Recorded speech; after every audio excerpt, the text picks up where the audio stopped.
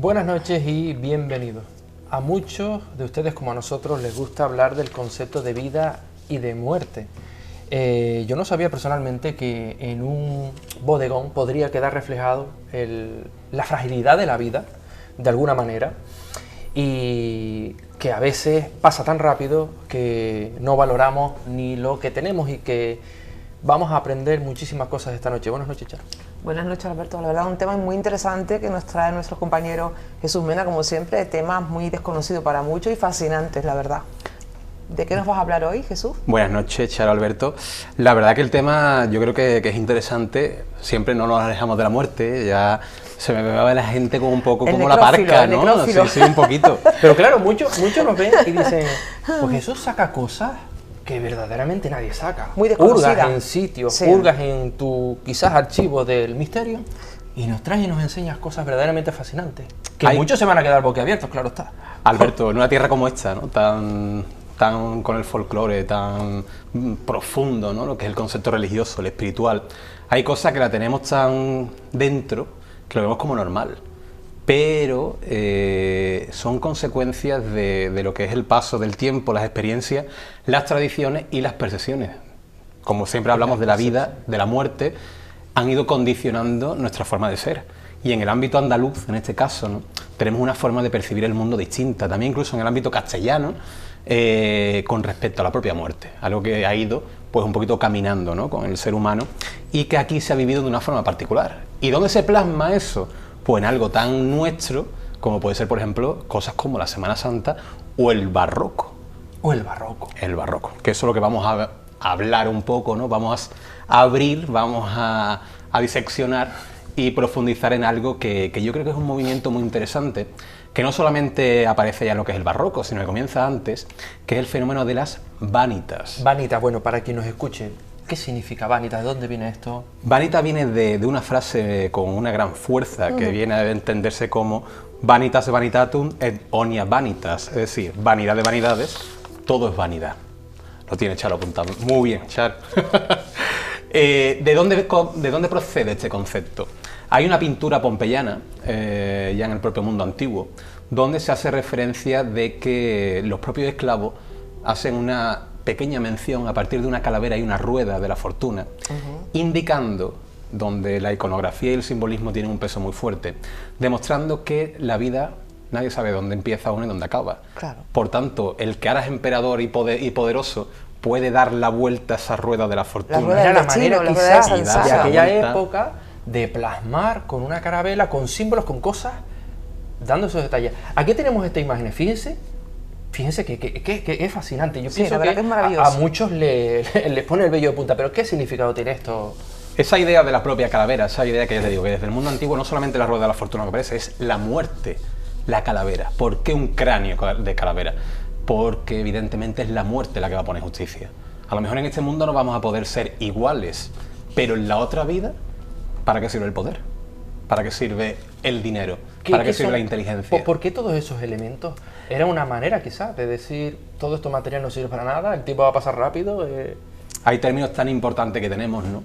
Como ese tempo fuggi, que a día de hoy hemos quizás malinterpretado, porque creemos que el tempo fuggi es aprovecha el momento, vívelo todo. El carpe diem. Exacto, ese carpe diem también, ¿no? Tempo fuggi, carpe diem, memento mori. Claro, el momento de la muerte. Es que al fin y al cabo lo que están hablando, ese tipo de referencias, ese tipo de menciones, ¿no? Tan literarias también, no hablan de que disfrutes hoy porque mañana vas a estar muerto. Te está diciendo que esta vida es una fuga, puro suspiro, y que lo que importa es lo que va a venir luego. Por tanto, trabaja en la tierra, haciendo buenas acciones, ayudando, teniendo, vamos a decir, desde un ámbito cristiano, ¿no?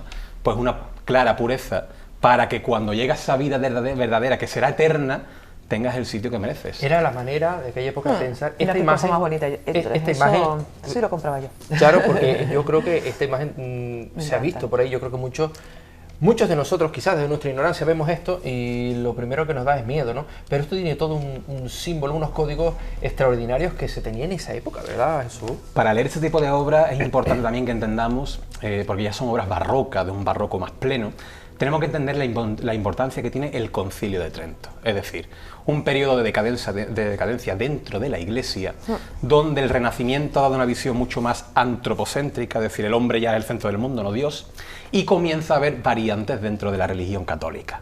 A partir de ahí, el propio emperador Carlos V lo que propone es unificarlo todo y llevar a cabo una renovación de la Iglesia para realzar esos puntos, ¿no? Entre esos puntos está el recuperar que esta vida es pasajera y que las acciones que hagamos aquí tendrán un peso en la vida futura, que es la verdadera.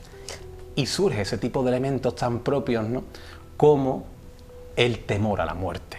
También eso temor a la vida. Viene dado por las epidemias, ¿no? Por supuesto, eso es un punto que también me gustaría hablaros, porque las vanitas barrocas no solamente vemos bodegones, ¿no? Hemos visto ahí en pantalla distintos bodegones como el que tenemos ahora mismo, bodegones que se han repetido realmente a lo largo del tiempo de forma incesante, pero aquí se ve pues ya en el barroco de una forma más evidente, y donde vemos pues eso, ¿no?, ese peso de la muerte con una gran cantidad de elementos alegóricos que vamos a analizar luego cuando hablemos de vela que no está, el tiempo que ya ha pasado, ¿no? Es esa fugacidad de la vida, esa vela que cuando se consume se apaga. ¿Habían otros materiales también que expresaban esto? Decían que animales muertos llegué a ver una vez. Por regla general, ten en cuenta que el bodegón tiene una gran variedad de temáticas. Sánchez Cotán, por ejemplo, se va a representar liebres muertas, codornices, forman parte también de la alimentación, ¿no?, del propio momento, pero también tiene otra doble lectura, como todo en la vida, y era ese paso, ¿no?, de la muerte, de la putrefacción, flores en estado de putrefacción. Que también estaban en el bodegón. Claro, porque al fin y al cabo te están diciendo ese paso de la vida, ¿no?, ese paso de que las cosas duran poco, que lo que dura realmente es lo que viene luego, que estamos aquí para un abrir y cerrar de ojos, que ese es el cuadro que hemos visto. Claro, y que mucho, desde fuera, desde la ignorancia, vuelvo y repito, vemos esto, pensamos que eso pues es algo pues que no que no es agraciado para todos, pero que tenía un simbolismo, tenía una sabiduría dentro que hoy en día deberíamos de quizás aplicarla. En realidad es como un poco una protesta a la vanidad humana, ¿no? Sí, de ahí viene el nombre, ¿no? Es esa vanidad humana, porque hay un mundo de sesos. Tú me has dicho muy bien, comentado, Charo, el tema de el entorno, la peste. ¿Por qué? Imaginar una Sevilla, ¿vale? Vamos a irnos ya directamente al punto neurálgico del que vamos a hablar hoy, como esa foto que estamos viendo, ¿no? Aquí tenemos esa foto fascinante, maravillosa del Cuéntanos brevemente antes que nos diga qué vemos aquí. Ahí vemos la Sevilla del siglo XVII ya en plena pomposidad, ¿no? Con ese puente de barca que realmente actualmente es el puente de la reina Isabel, es decir, el puente de Triana, tan nuestro, ¿no?, que era un puente de barcas, y la división que había entre esa Sevilla y Triana, ¿no?, que bueno, deja ya cada uno que tenga la percepción que quiera, ¿no?, pero que no deja ser actualmente un elemento de la misma ciudad, pero bueno, como dos entidades, como siempre el yin y el yang, ¿no?, y pues es claramente delimitada. Y lo que es interesante es esa zona de barcos y lo que es el famoso Arenal, porque a día de hoy el Arenal lo tenemos construido, donde está la zona de la Torre del Oro, pero el Arenal no lleva ese nombre por casualidad, es que era una zona básicamente como una playa, vayamos a decir, ¿no?, y es donde estaba la gente que tenía menos medios económicos. Entonces vemos el contraste entre la Sevilla, donde esa catedral, ese minarete, ¿no?, esa giralda brilla, y donde una gran pomposidad de la Nueva Roma, chocando con los contrastes económicos y sociales que había en esa Sevilla, donde la pobredumbre y la riqueza se aunaban. Pero hay un fenómeno que iguala todo, y que es la llegada de la peste. La peste negra, pero ¿por qué? La peste negra, ese cuadro que es maravilloso, Madre mía, que creo que está en el Pozo Santo en Sevilla, demuestra de forma maravillosa lo que era la peste en Sevilla. Yo tengo aquí un registro, ¿no?, que hace uno de los grandes cronistas de la historia de Sevilla, que es Ortiz de Zúñiga, que habla un poco de cómo se vive esa peste en Sevilla, ¿no?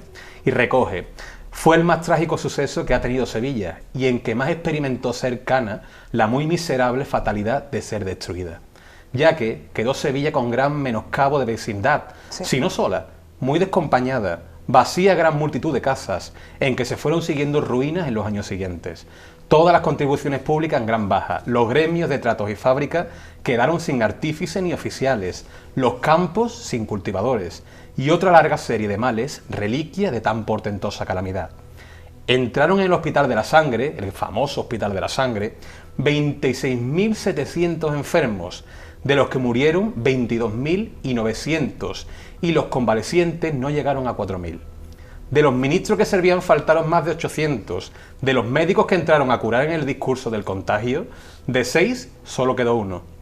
De los cirujanos, de 19 que entraron quedaron vivos 3, de 56 sangradores quedaron vivos 22.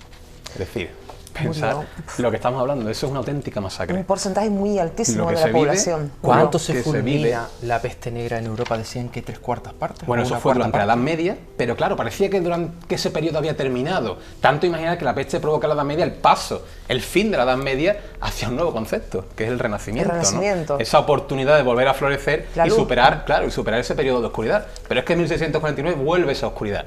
Pero vuelve una Sevilla donde lo que hay es un periodo de el siglo de oro sevillano. Siglo que de es- oro. Claro, que es el siglo XVII, donde están, pues, esa nueva Roma, una ciudad donde... El apogeo, vamos. Claro, el gran apogeo que ha tenido fruto, ¿no? Desde ese 1492. La capital del mundo, La parece. capital del mundo. Que durante el siglo XVI ha evocado al máximo florecimiento y en el siglo XVII sigue.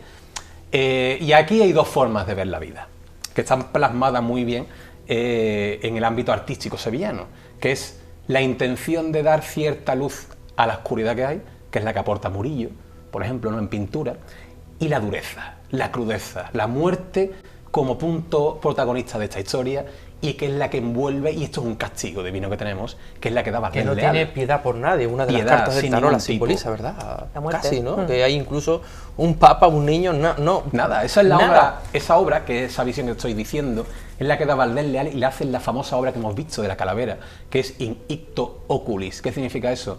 En un abrir y cerrar de ojos. En un Pero es abrir que y tiene cerrar de otra obra conjunta en la misma iglesia de la que vamos a hablar ahora, que es Fini Gloriae Mundi, donde de nuevo vemos esa representación. Cómo la muerte no entiende en esa balanza, mide más las acciones que los bienes. Y en la otra lo que vemos es un obispo de la Orden de Calatrava, cómo se lo están comiendo los gusanos, cómo el dinero, Vamos, cómo todos los ya tesoros más que es imposible. meramente nada. Porque cuando llega el momento, pues llegará para todos igual. Y claro, dices tú, decimos nosotros, hemos estado en un casi, porque esto es prácticamente similar, no lo sé, pero hemos pasado un virus.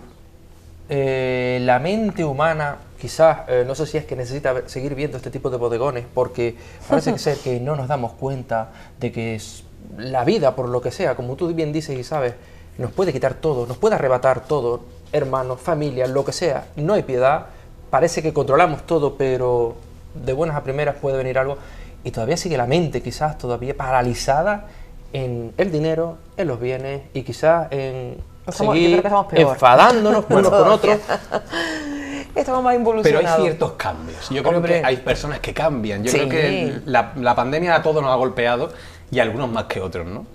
Y hablando de eso, de golpeo, eso ocurrió también en aquel momento. La vida continuó, pero hubo personas que cambiaron, ¿no? Entonces yo os traigo dos casos muy particulares a colación de este tema, ¿no? Hablando del barroco, hablando de cómo te afecta esa percepción del mundo, que vais a poder relacionar ligeramente con la gran historia que todos conocemos, ¿no? También tan mística como el caso de Don Juan Tenorio de Sí, Zorrilla. claro. Pues yo voy a traer dos temas semejantes, y uno de ellos es lo que ocurre con el deán y canónigo de la Catedral de Sevilla, Mateo Vázquez de Leca, un señor pues que su tío es el secretario de Felipe II, en ese periodo, ¿no? De florecimiento sevillano.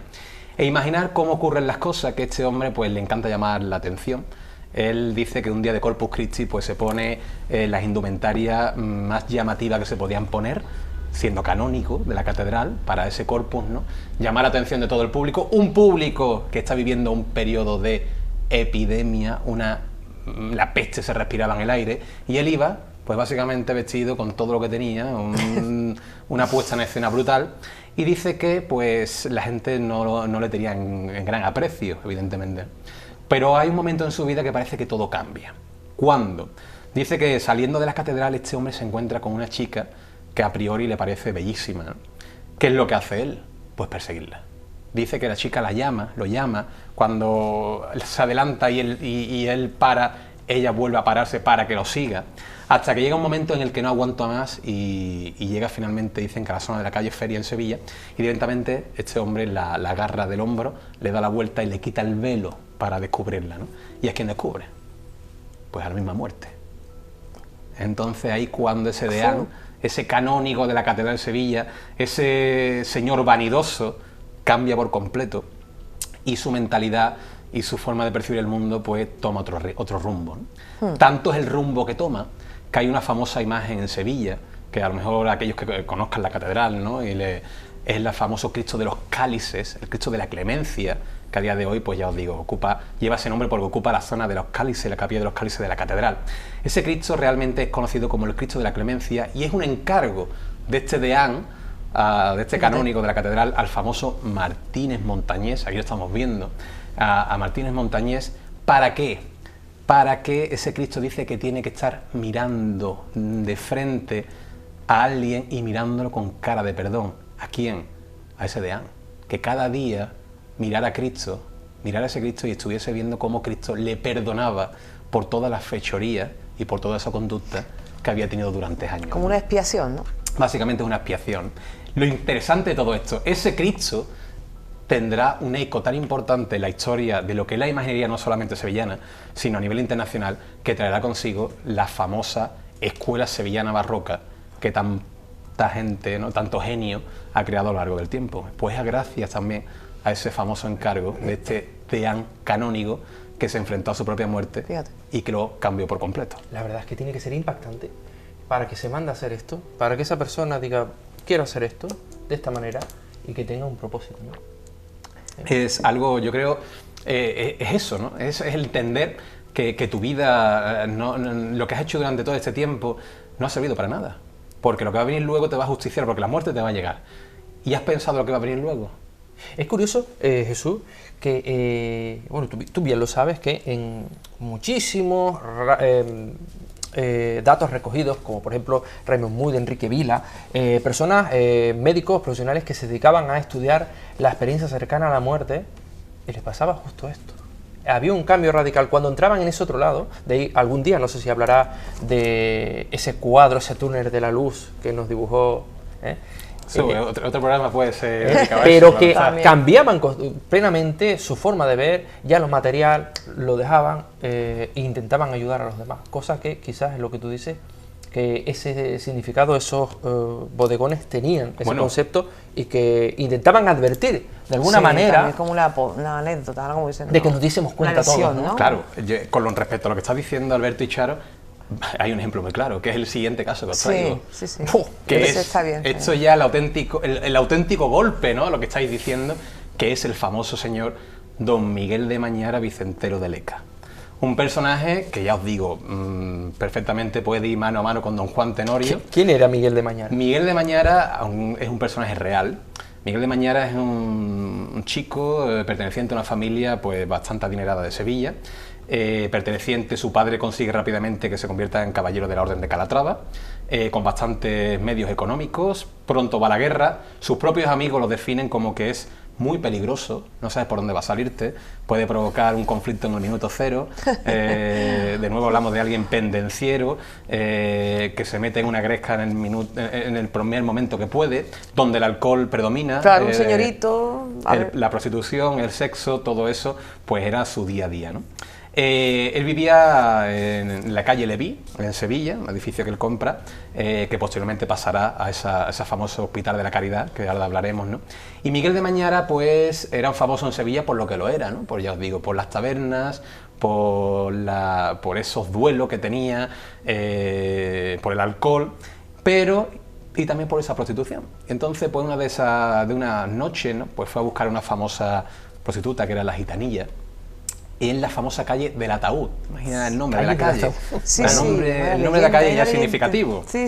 La calle del Ataúd. ¿Por qué? Bueno, allí dice que asesinaron a una musulmana, la Susona, y que posteriormente la enterraron allí y dio nombre a la calle, ¿no? Una calle que a día de hoy ya ha perdido el título, pero cuya placa también se conserva en el Hospital de la Caridad, que ya os digo que hablaremos ahora, ¿no? Bueno, pues Miguel de Mañara va a esta calle del Ataúd a buscar a la gitanilla para poder acostarse con ella. ¿Y qué ocurre? Pues que dice que hay dos versiones. Dice que antes de llegar a la casa, una fuerte brisa, como una especie como de empujón, lo lanza al suelo y él pierde el conocimiento. En ese momento, pues, ve cómo varias personas van proclamando, como despierta, ¿no?, en Soñavela, y escucha a varias personas que van proclamando en Santa Cruz, en la famosa iglesia de Santa Cruz, la muerte de alguien, ¿no?, el entierro. Entonces él dice que se despierta, pregunta, ¿quién va? ¿Quién entierra? Y le dicen, pues al desgraciado de Miguel de Mañara. Otro, pero bueno, ya imaginé la situación, ¿no? Pero bueno, ¿pero a quién van a enterrar? A Miguel de Mañara. Y ya desconcertado, cuando el cuerpo sale para enterrarlo, dice que él directamente desvela, le quita el velo que cubría al difunto y se encuentra a sí mismo. En ese momento despierta. Sí, En ese era un momento sueño. despierta y es consciente de algo muy interesante. Y es que nunca llegó aparentemente a esa casa de la gitanilla, la primera versión. Y dicen que en ese momento estaba el marido de la gitanilla esperándolo para matarlo y robarle todo lo que tenía. Esa es la primera versión, ¿no? Otra versión muy semejante, que básicamente va por ahí también, ¿no? Dice que realmente pues se acuesta con la gitanilla, tiene un problema, llega a enfrentarse a estos delincuentes, ¿no? Que iban a por él, y que logra salvarse, pero vuelve de nuevo a encontrarse, al salir de aquel evento, ¿no? Ya básicamente borracho después de ese enfrentamiento que había tenido, va pasando pues la famosa Hermandad de la Caridad, ¿no? Cuya función principal entre su obra de misericordia es dar enterramiento a los difuntos, Madre mía. que no tenían medios. Imaginar una procesión de frailes portando una caja, y este señor, pues ni corto ni perezoso, ante la situación de lo que había ocurrido dentro de ese prostíbulo, ¿no? Esa casa con las gitanillas, de repente pues logra acabar con todos esos pendencieros que querían acabar con él, salva a la gitanilla, vayamos a decir, y cuando sale, bebido, con la sangre todavía en el cuerpo, se encuentra esa procesión y pregunta: ¿quién va? Entonces le dicen pues que llevan a un muerto a enterrarlo, ¿no? Y dice: ¿a quién? Dicen: a Miguel de Mañara, de nuevo, ¿no? Entonces él se queda impresionado y él directamente empuja a uno de los frailes, quita el velo, ¿no? Y de nuevo pues se encuentra a sí mismo. Eso cambiará para siempre la vida de Miguel de Mañara, sea cual sean los dos caminos, que al fin y al cabo vamos a lo mismo, ¿no? Sí. Que esa idea de vanidad cambia a Miguel de Mañara por completo. Él piensa en meterse en varias órdenes religiosas, cartujo, hasta que finalmente franciscano, hasta que finalmente opta por imaginar algo tan fuerte, ¿no? Como esos frailes mismos que había visto de la Orden de la Caridad, y se mete dentro de esa Orden de la Caridad y la revoluciona por completo.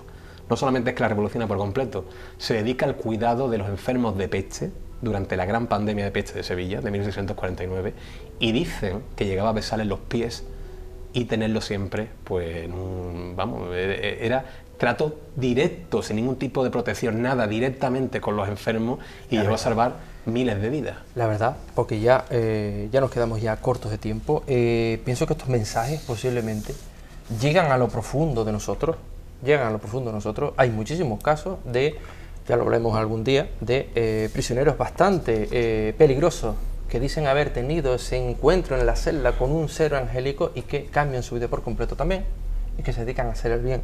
¿Qué mensaje darías tú hoy en día? Debido a todo lo que nos has enseñado, tal cual está la situación, un mensaje, algo para despedir este programa, ¿tú qué dirías? Alberto, me gustaría terminar, ¿vale? Aunque ahora hagamos una pequeña reflexión con lo que Miguel de Mañara, cuando termina sus días, ¿no? ¿Qué pide? Evidentemente pide enterrarse en ese famoso Hospital de la Caridad de Sevilla, pero pide que su lápida esté en la puerta, justamente en la puerta, y pone lo siguiente en esta lápida, ¿eh? Bajo esta lápida está la sepultura donde reposa el cuerpo incorrupto del venerable siervo de Dios, don Miguel Mañara Vicentero de Leca. Del hábito de Calatrava desde el día siguiente al de su tránsito, el 9 de mayo de 1669, hasta que por acuerdo de la hermandad fue trasladado bajo el altar mayor, el 9 de diciembre del mismo año. Su cuerpo lo traslada, ¿no?, al altar mayor, pero esto sigue. Te dice: tan insigne varón, fundador de esta santa casa, dispuso con grande humildad en su admirable testamento que se le diera sepultura aterriza en la puerta de la iglesia, para que todos los que pisaran y por considerar a su sucio cuerpo indigno de estar dentro del templo de Dios, y que sobre la misma se escribieran estas palabras: que aquí yacen los huesos y cenizas del peor hombre que ha habido en el mundo. Rueguen por Dios. ¿Qué impacta? Como reflexión, ¿verdad? Un poco duro con el, ¿Qué os con el parece, mismo no? también. Pero Muy- esa muy idea, ¿no?, potente. de entender que estamos aquí y que evidentemente lo que hagamos va a tener una repercusión. Y que quizás tenemos que pensar más en los demás y no pensar tanto en nosotros. Vivimos en un mundo muy en colapso, ¿no?, donde todo es estrés. Una frase muy cortita, muy simple, que lo resume todo para mí, que es: haz lo correcto para recibir lo correcto. Nada más. Creo que en esa pequeña frase se resume un poco lo que el ser humano debería hacer en la vida. Bueno, pues gracias Jesús, sobre todo por traernos personajes de nuestra tierra, de Sevilla. Yo por lo menos encantadísima, porque como digo, muchas veces vamos por la calle, vamos viendo calles, uy, y tal, y lo tenemos como algo desconocido, y tú nos lo estás trayendo, contando su historia, su vida, y creo que es muy importante conocer la tierra donde uno vive antes de salir fuera, ¿no? Pues nada, encantados de tenerte aquí. volverás muy prontito con nosotros, con otro Seguro. tema muy interesante. Y nosotros volvemos después de la publicidad con algo de misterio.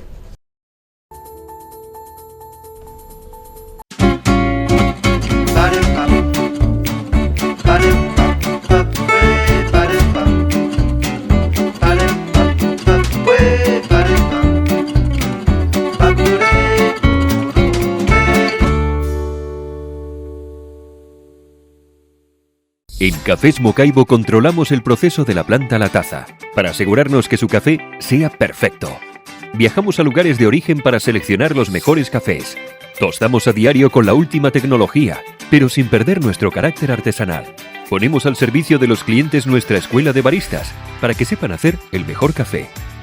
Todo unido hace posible que nuestro producto sea espectacular para tu cafetería, restaurante y ahora también para tu casa.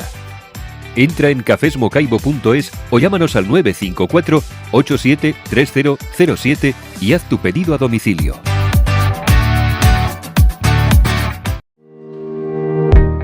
No dejes pasar ni un solo día sin sonreír. De eso ya no tendrás que preocuparte porque en Dental Company nuestros profesionales están comprometidos a mejorar la salud bucodental y la calidad de vida de nuestros pacientes. Contamos con un equipo médico multidisciplinar y con la última tecnología. Estamos en Avenida María Auxiliadora 92, local T1. Dental Company Utrera, odontología de calidad para todos. En pleno corazón de Utrera encontrarás un hermoso lugar, con todas las variedades de especias, legumbres, golosinas, chocolates y mucho más.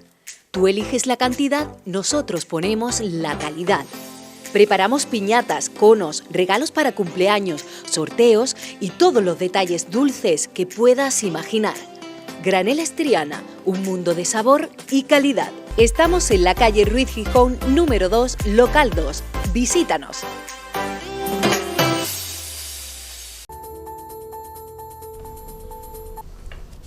Bueno, continuamos después de la publicidad. Yaro, tema fascinante, ¿a que sí? Pues sí, la verdad que yo estoy todavía pensando en las vanitas, esas que me han encantado, esos bodegones, Sí, toda la dejó una historia, huella, esos deja personajes. huella. Vamos a seguir hablando de Sevilla, de lugares de Sevilla, con encanto y encantados, y nosotros encantados de que estén encantados, para el juego de palabras. Y bueno, también recordaros nuestro correo, oraculodeluna@gmail.com. Hoy no vamos a poder daros un correo porque nos quedamos sin tiempo. Nos hemos comido mucho tiempo el programa anterior y con este, que también es un tema bastante importante, pues vamos a alargarnos. Así que dejaremos para la próxima semana, repetiremos un par de correitos. Ya saben, oraculodeluna@gmail.com. Y bueno, empezamos con el tema de hoy, nada más y nada menos que lo del restaurante Viandas. Porque Carbona. ese tema del restaurante Viandas, siempre, a pesar de que es conocido, pues siempre hay nuevas cosas y siempre suceden. Bueno, dicen que hoy día prácticamente está tapado o callado, o congelado, quién sabe, o calmado. Cada uno puede decir lo que quiera, pero que no dejan de suceder cosas a personas que lo han visitado, y entre ellas nuestros invitados de hoy, Carmen Moli, ¿qué tal estás? ¿Qué tal? Buenas noches. José Manuel Carmona, ¿cómo estás? Un placer. Y el restaurante Viandas, bueno, cuéntanos, porque tiene evidentemente su antesala, tiene su historia previa, y es nuevamente repetimos, lugares que quedan, por así decirlo, estigmatizados, porque ocurren cosas, ¿verdad? Pues sí, además es un punto caliente en Sevilla porque está rodeado de la Escuela de Bellas Artes, que también tiene su movida. Tiene también sí, tiene su historia fantasma, tiene su historia. El antiguo Teatro Álvarez Quintero, que tiene su fantasma, y el Colegio Itálica, que da pared con pared con este edificio del que vamos a hablar. Este edificio en el siglo XIX ardió completamente. Este edificio se ardió, le hicieron una reforma, se descubrieron en el suelo unas criptas que pertenecen al Colegio Itálica, que antiguamente... Reforma. Sí, en una reforma. Incluso hay un cementerio almohade, o sea que tiene bastante historia. En el siglo XIX también, con el florecimiento del movimiento de espiritistas, pues en un edificio colindante se practicaba en unos salones que alquilaban movimiento, vamos, a la tabla parlante, ¿no? Hacíamos una ouija y tal. Este edificio en concreto, la parte de arriba era una hospedería y también se alquilaban habitaciones para dicho efecto. Bueno, Ana, más o menos para que nos adentremos, quien no haya ido, ¿cómo es ese edificio? ¿2 plantas? ¿Es grande? ¿Tiene su...? Sí, tiene una planta baja y 2 plantas más arriba. Cuando estaba el vianda en uso, porque hoy día está en el Perro Viejo, en un restaurante, pues la última planta, la tercera planta, nunca la terminaron de arreglar. Era donde estaban los vestuarios de los camareros, del personal. Y allí es donde más movimiento había raro. Ahí, perdona que te interrumpa, siempre cuando hay un cementerio, siempre pasan cosas. Belmes de la Moraleda, lugares que siempre en un cementerio ocurren cosas. Quiero resaltar algo a lo que ha dicho Carmen, que es curioso que se provocó un incendio y eso conllevó al descubrimiento de las cristas. Gracias a ese incendio. Quiere decir que, claro. Es curioso y que todavía, hoy en día, uno de los estigmas que allí florecen es ese olor a humo. El olor a humo. Incendio, se descubren las cristas, olor a humo. Es muy común, Charo, el olor a humo, ¿verdad? Ese tipo de cosas, ¿verdad? Sí, claro. A mí me gustaría saber qué tipo de fenomenología nos puedes contar. Pues sombra, olor a humo, olor nauseabundo que no se sabe, porque claro, el tema de la cocina, pues acataban, bueno, a ver si hay algo, nada. Olor nauseabundo, desagradable. Sí. Luminaria, orbes constantes y bueno, y presencias, ¿no? Una pregunta, ¿los olores nauseabundos vinculados a lo maligno, Carmona? A las energías... ¿Tú lo tienes claro? A las energías negativas, a la negatividad, a lo feo, a lo malo, a lo... Demoníaco, si queremos decirlo así. A lo demoníaco. Hombre.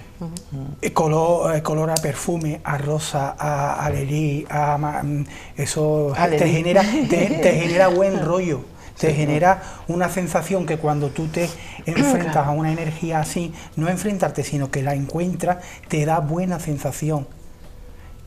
Lo mismo, el olor a humo te conlleva a que se te erizan los vellos, a que empiezas a sentirte mal, y todo conlleva, una cosa conlleva a la otra. Tengo entendido que incluso allí también algunas trabajadoras la han pasado mal, ¿no? Sí. Una de ellas, Carmen, pues en esta tercera planta, que es donde se vestían, pues una de las veces que se está vistiendo, ve en un espejo que tampoco tiene mucho, no era muy grande, un espejo pequeño, vio reflejado a un hombre con un sombrero. El hombre, el arquetipo, hombre de sombrero. Hombre con sombrero. Entonces, pues ella automáticamente miró al espejo y empezó a buscar a este hombre. Se movió por las habitaciones y no encontró... ¿Recuerdas lo que decía Jesús Callejo de los espejos? Sí, hombre, los espejos están muy relacionados con el más allá, con el paranormal, con rituales, con mil cosas. Son portales, puertas, y además yo en mis investigaciones, como veo un espejo me vuelvo loco. El espejo para mí es una cámara nada más que para ese espejo, tanto fotografía como cámara. Bueno, recordamos aquel correo, ¿verdad? De ese capirote. Sino cristales. Recordamos el correo del capirote en ese espejo, ¿verdad? Yo, por ejemplo, soy un poquito supersticiosa para eso de coger espejos que no sean míos. Las antigüedades. No, coger no, digo no, me refiero a que los espejos a mí me impresionan, es como una cosa que a mí me llama mucho la atención. También es cierto que es un lugar donde se ha hecho mucho espiritismo, mucha ouija, y se han alquilado salas para ello, lógico, pues está lleno de burlones, porque lo que ahí se cuenta tiene mucho que ver con burlones, ¿verdad? Sí, también, y aparte... un allegado del dueño del edificio también se ahorcó de una de las vigas, o sea que allí hay mucho movimiento energético. Cuando hay un suicidio, siempre de alguna manera queda eso impregnado a veces en lo quizás negativo, ¿no? Yo no lo sé, pero en ese alma errante, podríamos decir, para que nos entendamos, que queda ahí perpetuo y que también pasan cosas vinculadas siempre a hechos también donde hay un suicidio de por medio. Carmen, y tú has estado allí, ¿verdad? Personalmente, ¿qué sensación, qué experiencia? Yo estuve allí en el 2004 para un supuesto cumpleaños que al final pues era investigar. Nos dejaron la planta de arriba y nos pudimos colar en la planta tercera. Mira, ahí vemos una fotografía, perdona, porque esos son, bueno, para que estemos ahí al mismo concepto, sí. Orbes que sacas. Esos son orbes. Esa foto la hice yo. Claro, no había móviles, era una cámara digital y claro, la calidad tampoco es muy buena, pero sí que es verdad que estábamos a oscuras completamente. Eso era con el flash de la misma cámara y se observa, bueno, una infinidad de orbes y esa es la planta tercera, como os digo, no estaba desmantelada. Y era donde estaban tanto los cuartos de la hospedería y los vestuarios del personal. Que habían, incluso se resistían a entrar ahí, ¿no? Sí, totalmente. Además, solo no. Si entraban acompañados porque no tenían más remedio que cambiarse. De hecho, hay una anécdota de Sebastián, que era un empleado de allí, que fue a subir a cambiarse y vio perfectamente cómo sus 2 zapatos iban caminando solo.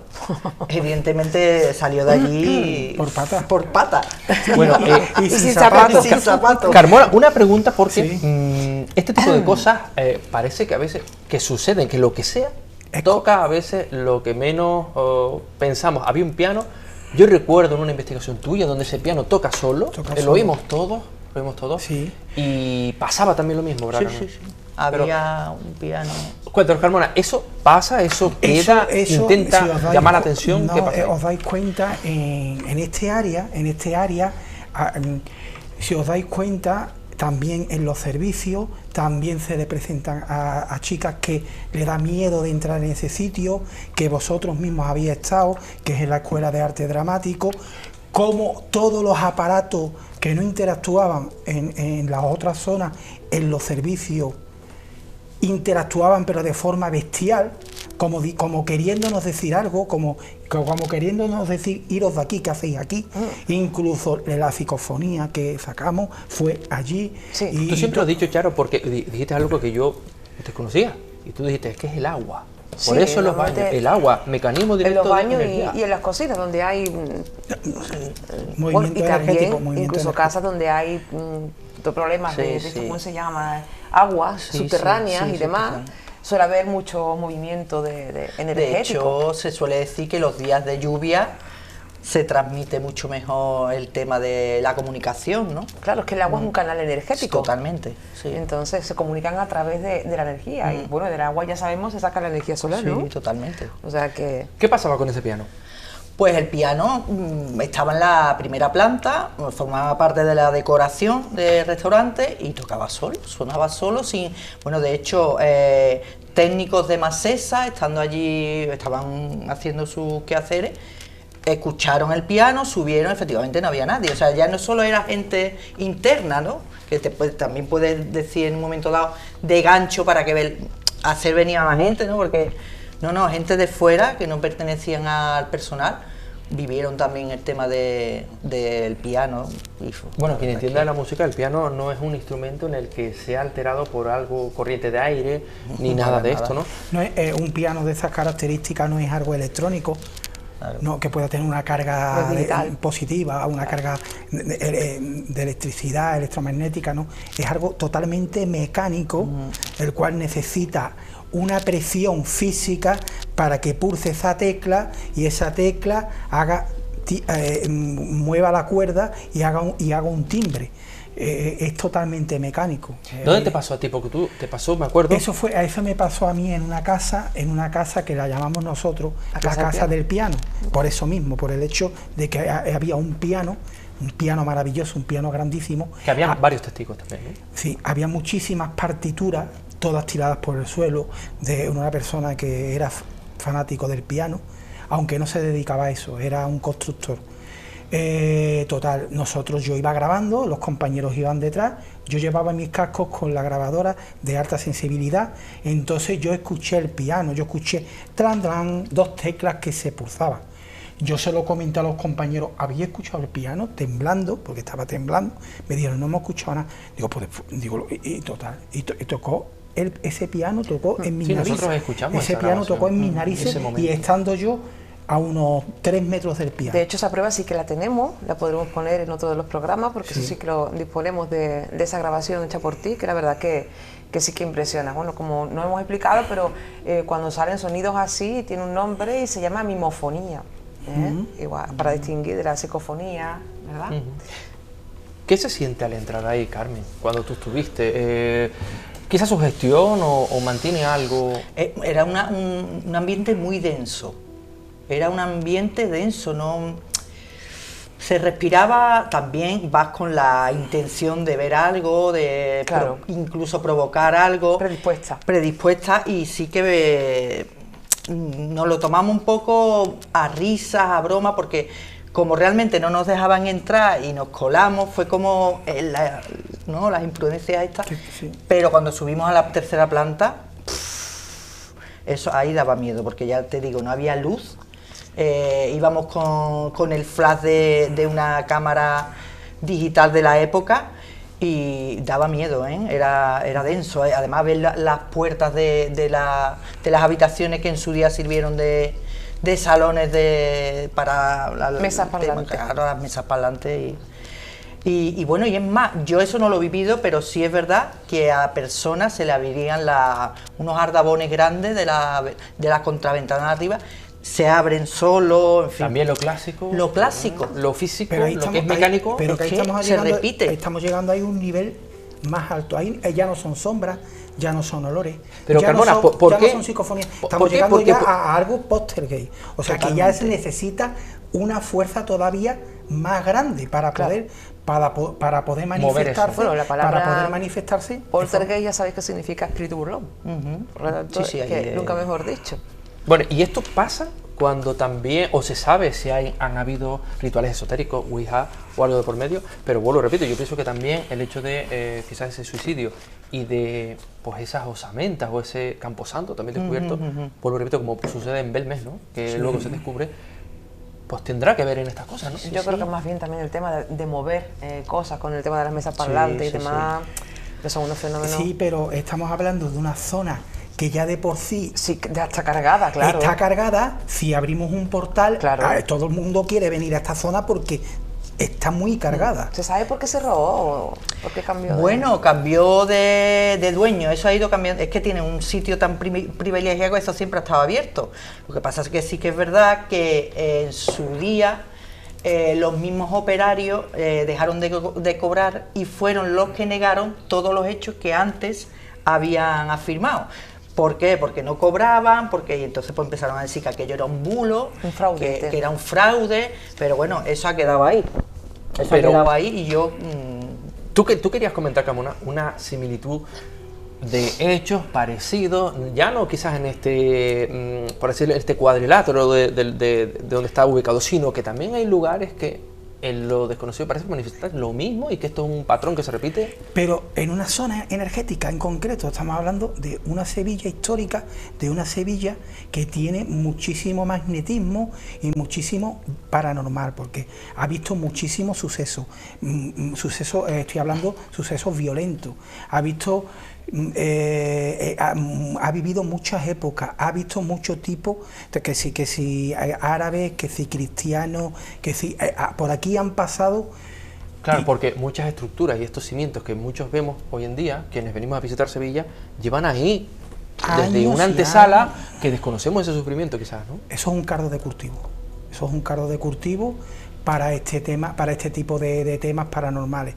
Es un cardo de cultivo que llama a esas energías a quedarse y a instalarse ahí. Sobre todo por hechos luctuosos, ¿no? Asesinatos, crímenes, fusilamientos, enterramiento de fetos, cosas legítimos, conventos. Hablando de fetos, creo que también hubo un suceso, ¿no, Carmen? Sí, en lo que era el antiguo Teatro Álvarez Quintero, el bloque que está al lado, pues había una mujer que mentalmente no estaba bien, pero bueno, estaba casada con su marido y tal. Esta mujer, en una de las obras que hubo en el edificio, se arrojó por el hueco del ascensor. Esta mujer no falleció y cuando se recuperó volvió a su casa y tenía ella el afán de quitarse la vida. Efectivamente, aprovechó que el marido, un descuido y tal, se arrojó por la ventana. Esa mujer se escucha en el edificio cómo se queja, cómo da gritos, cómo... ¿Que se oye hoy en día? Sí, sí, hoy día. A mí estas cosas me ponen el vello de punta, ya tú claro, lo sabes, tú eres más valiente. De la calle Arguijo, donde está situado este bar, justo enfrente del edificio que acabamos de comentar, la Escuela de Arte, la Escuela de Bellas Artes y el Panteón de los Sevillanos Ilustres, que también tiene sus fantasmas. ¿Ustedes se imaginan estar en plena noche, quizás de lluvia, y que estemos solos en este lugar y que de repente un chillido, un lamento, un quejido? Imagínense, el espectador, nosotros, a mí no me ha pasado personalmente, en Psicofonía hemos registrado cosas que yo pues me ha sorprendido muchísimo, pero esto tiene que ser verdaderamente impactante. Había también un niño que decían que lo habían, esto ya es un poco fuerte, pero que también pasaba o vinculado, quizás. Es que hubo una época bastante trágica en aquella zona. Yo no sé qué alma o qué cabeza pensante puso como una especie de ataúd con un niño fallecido en la puerta de un bebé. También en el año 46 el tranvía que pasaba justo por el cruce embistió a bastante personas. Era muy típico, ¿no? Sí, y fallecieron tres personas. A un sereno, en la época cerca de la Guerra Civil, también lo asesinaron en esa misma ubicación. Entonces, pues, es que parece que todo genera no sé, como una especie de círculo. Sí, como un sinfín, ¿no?, de todo lo que entra aquí. Y lo más reciente que yo me he enterado, que la verdad es que eso ha sido por oída, es que el 061 tuvo que asistir a una monja de una sede que hay cerca, porque decía que estaba poseída. Y aquello fue tremendo. Pero claro, eso ya ha sido de oídas, tampoco lo he podido contrastar. Pero, bueno, me lo creo. De posesiones a supuestamente ataques sí, a religiosas, no es del todo extraño. No es del todo extraño, se ha sabido desde muchísimo, ¿no? Sí. Nos quedan 5 minutos.